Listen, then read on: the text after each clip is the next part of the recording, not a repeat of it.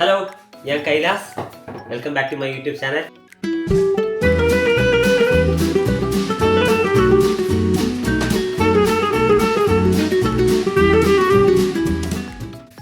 ഇന്നത്തെ വ്ളോഗിൽ നമ്മൾ ഒരു കുക്കിംഗ് വീഡിയോ ആണ് ചെയ്യണേ. ഇന്ന് കുക്ക് ചെയ്യാൻ പോകുന്നത് ഇതാണ്. ഇത് കട്ടയല്ല, ഇത് പോർക്ക്. ഞാൻ ഫ്രീസറിൽ നിന്ന് എടുത്ത പോർക്കാണ്. കല്ല് കൊണ്ടിരിക്കുകയാണ്. ഇത് ഞാൻ വെള്ളത്തിയിട്ട് ഡീഫ്രോസ്റ്റ് ചെയ്തിട്ടാണ് ഉണ്ടാക്കാൻ പോണത്. പോർക്ക് ഫ്രീസായിരിക്കാൻ കാരണം ഞാൻ അത് എൻ്റെ സവാളയൊക്കെ കട്ട് ചെയ്യുമ്പോൾ പറയാം. അതിനു മുമ്പേ ഞാൻ പോർക്ക് വെച്ച് എന്താണ് ഉണ്ടാക്കാൻ പോകണമെന്ന് പറയാം. പോർക്ക് വെച്ച് ഞാൻ പീനട്ട് പോർക്ക് കറിയാണ് ഉണ്ടാക്കാൻ പോകുന്നത്. ഇതൊരു ചൈനീസ് ക്യുസീനാണ്. പീനട്ട് പേസ്റ്റ് വെച്ച്, പീനട്ട് ബട്ടർ അല്ല, പീനട്ടിൻ്റെ പേസ്റ്റ് ഉണ്ട് എൻ്റെ കയ്യിൽ. ആ പീനട്ട് പേസ്റ്റ് വെച്ച് ഞാൻ പോർക്ക് ഉണ്ടാക്കാൻ പോകുന്നത്. പിന്നെ ഇന്ന് കുക്കിംഗ് വ്ളോഗ് ആവാൻ കാരണം എനിക്ക് എൻ്റെ കണ്ണ് വയ്യ. കണ്ണ് എന്തോ ഇൻഫെക്ഷൻ പോലെ എന്തോ ആയിട്ടുണ്ട്, തീരെ വയ്യ. അതുകൊണ്ട് പിന്നെ പുറത്തൊന്നും പോകാൻ പറ്റില്ല. അതുകൊണ്ടാണ് കുക്കിംഗ് വ്ളോഗ്. ഇത് വൺ ഓഫ് ഇറ്റ്സ് കൈൻഡ് ആയിരിക്കും, പേടിക്കണ്ട. ഇതോടെ നിർത്തി ഞാൻ വ്ളോഗിങ് അല്ല, കുക്കിംഗ് വ്ളോഗ് മാത്രം. അങ്ങനെ ഇന്ന് കുക്ക് ചെയ്യാൻ പോണ പോർക്ക് പീനട്ട് കറിയുടെ ഇൻഗ്രീഡിയൻസ്: സവാള. ഇത് വെള്ള സവാളയാണ്, നമ്മളെവിടെയുള്ള നാട്ടിലുള്ള സാധാ സവാള. പിന്നെ ഫ്രാൻസിൽ റെഡ് ഒണിയനും ഉണ്ട്, ചുവന്ന സവാള. ചുവപ്പല്ല, എന്നാലും റെഡ് ഒണിയൻ എന്നുള്ളതാണ്. പിന്നെ ടൊമാറ്റോ. ഇത് ഞാൻ ചെറിയ ടൊമാറ്റോയാണ് എടുത്തിരിക്കുന്നത്. എനിക്കിവിടെ ചെറിയ ടൊമാറ്റോ എൻ്റെ കയ്യിലുള്ളൂ. പിന്നെ ജിഞ്ചറും ഗാർലിക്കും. അത് കഴിഞ്ഞ് ക്യാരറ്റും പൊട്ടറ്റോയും. ഇത്രയാണ് മെയിൻ ഇൻഗ്രീഡിയൻസ്. അത് കഴിഞ്ഞ് എനിക്ക് എൻ്റെ പീനട്ട് പേസ്റ്റ് ഉണ്ട്. പീനട്ട് പേസ്റ്റ് ഞാൻ ഫ്രിഡ്ജിൽ വെച്ചിരിക്കുകയാണ്. ഞാൻ ഓപ്പൺ ചെയ്തതാണ്. ഇതാണ് എൻ്റെ പീനട്ട് പേസ്റ്റ്, ഡെക്കാർട്ടിൻ്റെ പീനട്ട് പേസ്റ്റ്. ഇത് മധുരമില്ല, ഞാൻ പറഞ്ഞില്ലേ നേരത്തെ പോലെ. നമ്മളാണല്ലോ പീനട്ട് ബട്ടർ അല്ലേ, ഇത് പീനട്ടിൻ്റെ പേസ്റ്റാണ്. പീനട്ട് അരച്ചത്, പത്തേത് അരക്കായി എന്നാണ് എൻ്റെ പീനട്ട് പേസ്റ്റ്. ഓക്കെ, അപ്പോൾ ഞാൻ തുടങ്ങുകയാണ്. അപ്പോൾ ഫസ്റ്റ് ഞാൻ സവാള ചെറുതായിട്ട് കട്ട് ചെയ്ത് സ്റ്റാർട്ട് ചെയ്യുകയാണ്. അപ്പോൾ ഞാൻ നേരത്തെ പറഞ്ഞില്ലേ എന്തുകൊണ്ടാണ് എൻ്റെ പോർക്ക് ഫ്രീസായിട്ടിരിക്കണതെന്ന്, അത് ഞാൻ എന്തെന്ന് പറഞ്ഞുതരാം. കാരണം നമ്മൾ ഇന്ത്യയിലെ പോലെ ഫ്രാൻസിലെ ഒരു MRP ഇല്ല. മറ്റേ കടക്കാർക്ക് വിൽക്കാൻ മറ്റേ മാക്സിമം റീറ്റെയിൽ പ്രൈസ്, അങ്ങനെ ഒരു പ്രൈസ് ഇല്ല. ഇവിടെ കടക്കാർക്ക് അവർക്ക് ഇഷ്ടമുള്ള വിലയ്ക്ക് അവർക്ക് തോന്നുന്ന പോലെ ആർക്ക് വേണോ വിൽക്കാം. പക്ഷേ വേറൊരു സംഭവമുണ്ട്. ഇവിടെ വില അവിടെ എഴുതി വെച്ചിരിക്കണം എന്നൊരു റൂളുണ്ട്. കടയിൽ നമ്മളൊരു സാധനം എടുക്കുമ്പോൾ അവിടെ വില, പ്രൈസ് ടാഗ് അതിന് ഉണ്ടാവണം എന്നൊരു റൂളുണ്ട്. അഥവാ ആൾക്കാർക്കനുസരിച്ച് അവർ മാറ്റാൻ പറ്റില്ല. സംഭവം അതാണ് MRP. അപ്പോൾ MRP മാറുന്നതുകൊണ്ട്, MRP ഇല്ലാത്തതുകൊണ്ട് ഈ നമ്മളിപ്പോൾ അടുത്തടുത്തുള്ള ഒരു കടയിൽ തന്നെ സെയിം സാധനത്തിന് പല റേറ്റ് ആയിരിക്കും. അവർക്ക് ഇഷ്ടമുള്ള രീതിക്ക് വിൽക്കും. അതുകൊണ്ട് ഇപ്പോൾ അഥവാ മുട്ട, ഇപ്പോൾ എനിക്ക് എൻ്റെ വീട്ടിൻ്റെ താഴെ ഒരു 100 മീറ്റർ സ്ട്രൈറ്റ് ആയിട്ട് നടന്ന ഒരു സൂപ്പർ മാർക്കറ്റുണ്ട്. അവിടെ 6 മുട്ടയ്ക്ക് €1.75. അവിടെ നിന്ന് വീണ്ടും ഒരു 100 മീറ്റർ നടന്നാൽ എനിക്ക് മറ്റൊരു സൂപ്പർ മാർക്കറ്റുണ്ട്. അവിടെ ഒരു 6 മുട്ടയ്ക്ക് €1.88. അപ്പോൾ ഞാൻ €1.75 മുട്ടയെ വാങ്ങിക്കുള്ളൂ. അതേസമയം വീണ്ടും ഞാൻ അവിടെ രണ്ടിടത്തും പോവാതെ ഒരു ബസ് എടുത്ത് 2 സ്റ്റോപ്പ് മാറി ഇറങ്ങിക്കഴിഞ്ഞാൽ അവിടെ 10 മുട്ടയ്ക്ക് €2.15. ഇതാണ് ഞാൻ പറഞ്ഞത്. ഇവിടെ ദൂരം അനുസരിച്ച് അല്ലെങ്കിൽ നമ്മളെ കൺവീനിയൻസിനനുസരിച്ച് പ്രൈസ് മാറുന്ന ഒരു സെറ്റപ്പാണ്. ഇപ്പോൾ എനിക്ക് ഫ്രീ ആയിട്ട് ഈ നെവിഗോ പാസ് വെച്ച് ഇവിടെ എല്ലാം പോകാമെന്നുള്ളതുകൊണ്ട് ഞാൻ കുറച്ച് ദൂരെ പോയാലും വില കുറഞ്ഞ മുട്ടയെ വാങ്ങിക്കുള്ളൂ. അപ്പോൾ എനിക്ക് 10 മുട്ട €2.15 വാങ്ങിക്കുന്നതിന് ലാഭം. അപ്പോൾ നമ്മൾ അങ്ങനെ വാങ്ങിക്കും. അതുമല്ല, ഇവിടെ എക്സ്പയറി ഡേറ്റ് വയ്ക്കണം എന്നൊരു റൂളും കൂടെ ഉണ്ട്. മുട്ടയ്ക്കായാലും ചിക്കനായാലും ഏതിനായാലും കടക്കാർക്ക് ഒരു എക്സ്പയറി ഡേറ്റ് ഉണ്ട്.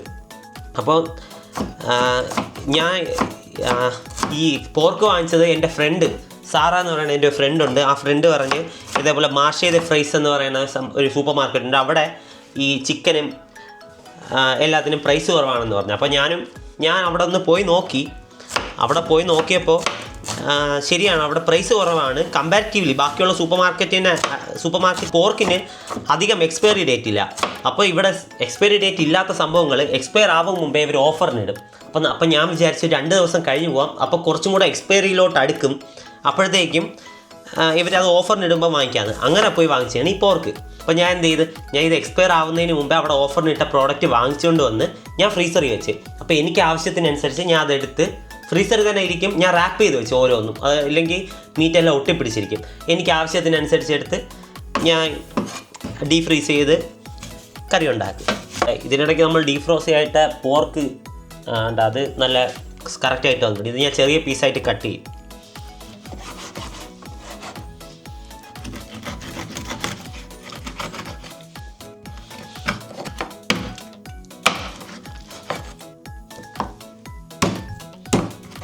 പോർക്കും ചെറിയ പീസുകളായിട്ട് കട്ട് ചെയ്തിട്ടുണ്ട്. ഈ സൈസിനാണ് ഞാൻ കട്ട് ചെയ്തത്.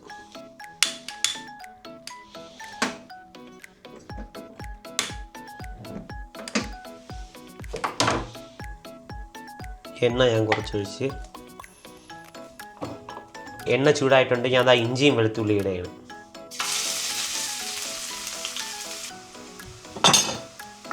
ഇഞ്ചിയും വെളുത്തുള്ളിയും കുറച്ച് മൂത്ത് ഞാനിതാ സവാള,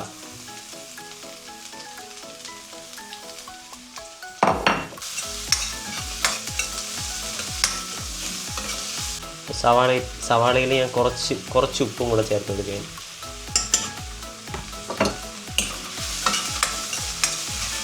സവാള ചെറുതായിട്ട് മൂത്ത് വരുന്നുണ്ട്. ഇനി അടുത്ത് ഞാൻ ഇതിലോട്ട് പോർക്കിടും. സവാള കുറച്ചും കൂടെ മൂത്തിട്ടേ പോർക്കിടുള്ളൂ. ഞാൻ ഇപ്പോൾ സ്റ്റേ എന്ന് പറഞ്ഞാൽ ഞാനും എൻ്റെ ഫ്രണ്ടും കൂടെയാണ്. അപ്പോൾ ആൾക്ക് കുക്ക് ചെയ്യാൻ തീരെ അറിഞ്ഞുകൂടാ. അതുകൊണ്ട് ഞാനാണ് കുക്ക് ചെയ്യണത്. അതുകൊണ്ട് ഞാൻ എന്തുണ്ടാക്കി കൊടുത്താലും കൊള്ളായിരിക്കും എന്നേ പറയുള്ളൂ. കാരണം ഇല്ലെങ്കിൽ ഞാൻ ഉണ്ടാക്കില്ല എന്ന് പേടിച്ചിട്ടാവാം, ഇല്ലെങ്കിൽ ഞാൻ ഉണ്ടാക്കണം കൊള്ളാം എന്നുള്ളതുകൊണ്ടാവാം. ഏതാണെന്ന് എനിക്ക് അറിഞ്ഞുകൂടാ. ഏതായാലും നല്ല അഭിപ്രായമാണ് എൻ്റെ കുക്കിങ്ങിൽ. അടുത്തത് പോർക്ക് ഇടാൻ പോവുകയാണ്.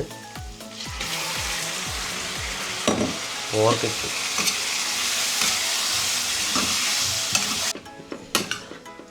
പോർക്ക് ഇട്ടിട്ട് ചെറുതായിട്ട് ഇളക്കുകയാണ്.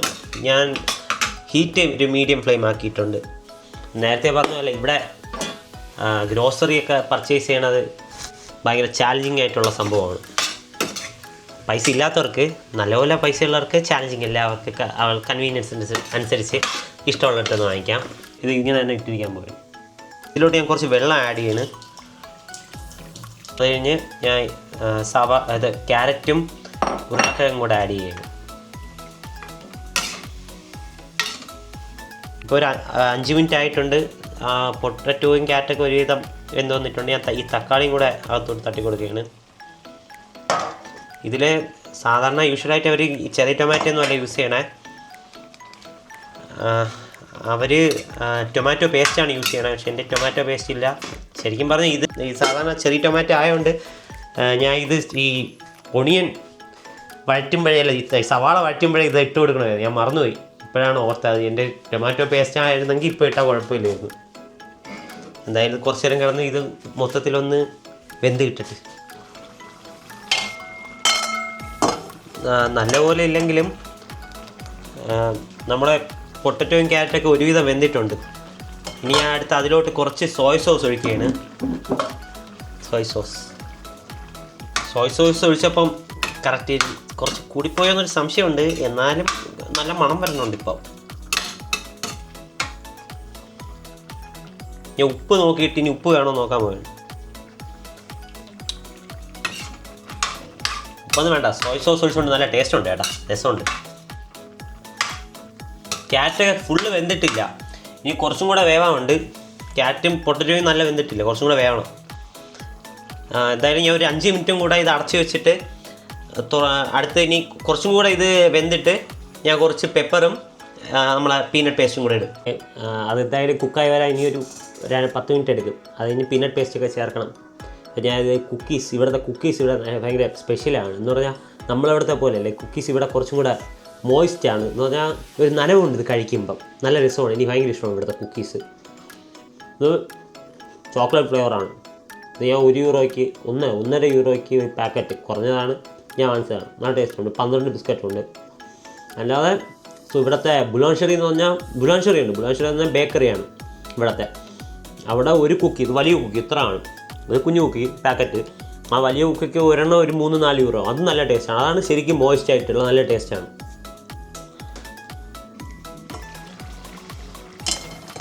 എല്ലാം ഒരുവിധം വെന്തിട്ടുണ്ട്. അടുത്ത് ഞാൻ പീനട്ട് പേസ്റ്റും കുരുമുളകും ആഡ് ചെയ്യാൻ പോയത്.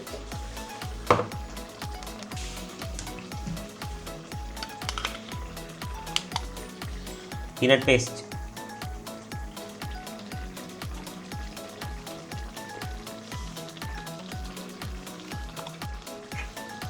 രണ്ട് ഫുൾ സ്പൂൺ പീനട്ട് പേസ്റ്റ് ഞാൻ ആഡ് ചെയ്യും. കുരുമുളക് കുറച്ച് എരിവ് വേണമെന്നുള്ളതുകൊണ്ട് ഞാൻ ഒരു ചെറിയ സ്പൂണ് കുറച്ച് അധികം ആഡ് ചെയ്യുന്നുണ്ട്. പീനട്ടൊക്കെ പേസ്റ്റ് ആഡ് ചെയ്ത് സംഭവം കറി നല്ല തിക്കായിട്ട് വന്ന് ഇനി കുറച്ചും കൂടെ വെള്ളം ആഡ് ചെയ്ത് കുറച്ച് നേരം കിടക്കട്ടെന്ന് തോന്നുന്നു. ഇത് കറി നല്ല തിക്കായി. ഞാൻ വിചാരിച്ചില്ല ഈ പീനട്ട് ഇത്രയും കറി ഇത്ര തിക്കാക്കുമെന്ന് വിചാരിച്ചു. നല്ല രസമുണ്ട് കാണാൻ, ടേസ്റ്റും കൊള്ളാം. ഞാൻ ടേസ്റ്റ് ചെയ്ത് നോക്കി, നല്ല അട്ടിരിക്കൻ ടേസ്റ്റ് ഉണ്ട്. ഞാൻ അതാ കുറച്ചും കൂടെ വെള്ളം ഒഴിച്ച് കൊടുക്കുകയാണ്. കറി അങ്ങനെ റെഡി ആയിട്ടുണ്ട്. ഇന്നലത്തെ ചോറ് ഞാൻ ചൂടാക്കിയെടുത്ത്, മൈക്രോവേവിൽ ചൂടാക്കിയെടുത്ത് കറി എടുക്കാൻ പോണ്.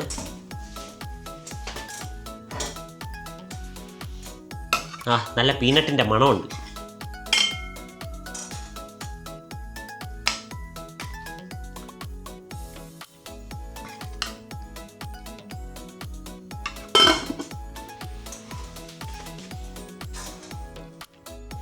എനിക്കിത് കാണുമ്പം മറ്റേ അനീമയുണ്ടല്ലോ, വൺ പീസിലൊക്കെ കഴിക്കണ പോലത്തെ ഫുഡ് അത് ഓർമ്മ വരും.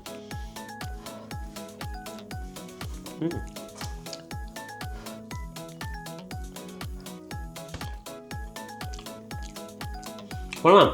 പീനട്ടിൻ്റെ ടേസ്റ്റ് ഉണ്ട്, ഉപ്പുണ്ട്, സോയ സോസിൻ്റെയൊക്കെ നല്ല ടേസ്റ്റ് ഉണ്ട്. Variety taste. നമ്മൾ യൂഷ്വലായിട്ട് ആട്ടി കഴിക്കുന്ന സാധനമൊന്നുമല്ല. പീസ് നല്ല വന്നിട്ടുണ്ട്. പീസിനും നല്ല പീനട്ടിൻ്റെ ടേസ്റ്റ് ഉപയോഗം എനിക്കിഷ്ടപ്പെട്ട്.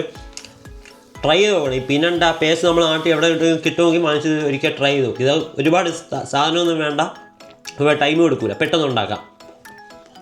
ഓക്കെ, അപ്പോൾ അടുത്ത വ്ളോഗിൽ കാണാം. ബൈ. ബ്രോ വയറുവേദന കുറവുണ്ടായി ഇപ്പോൾ? എൻ്റെ മുന്നിൽ നിന്ന് പൊക്കോ, ഇത് കണ്ടുപോയി.